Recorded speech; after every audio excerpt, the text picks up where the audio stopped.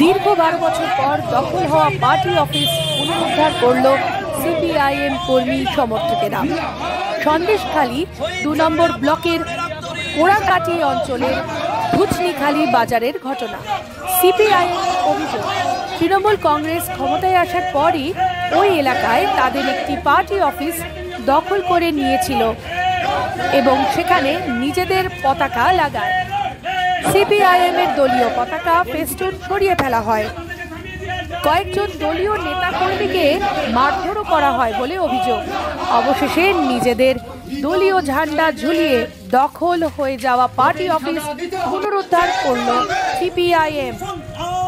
সন্দেশখালীর প্রাক্তন বিধায়ক নিরাপদ সর্দার বলেন, দলীয় কার্যালয়টি তৃণমূল কংগ্রেস দখল করে রেখেছিল। তৃণমূল আশ্রিত দুষ্কৃতীদের ভয়ে আমরা এতদিন সরব হতে পারিনি। আজ আমাদের ছেলেরা নিজেদের বাড়ি ফিরে পেয়েছে। এই পার্টি অফিসে এসে গরিব মানুষেরা তাদের নিজেদের সুখ দুঃখের কথা জানাবে।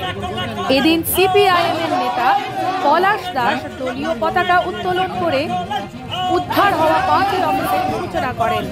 উপস্থিত ছিলেন কোড়াকাটি অঞ্চলের প্রাক্তন প্রধান সত্যেন্দ্রনাথ গায়েন, ডিওয়াইএফআই এর ছাত্র নেতা করিবুল্লাহ মোল্লা সহ একাধিক স্থানীয় নেতৃবৃন্দ।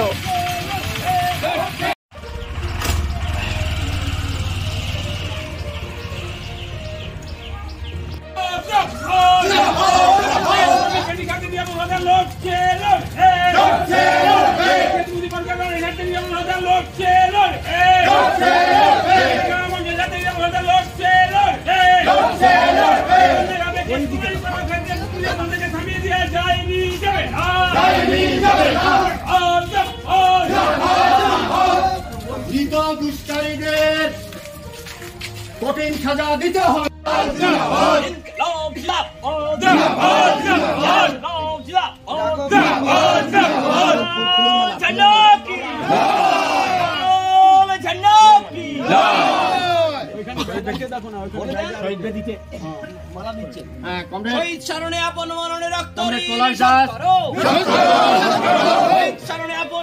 এরপরে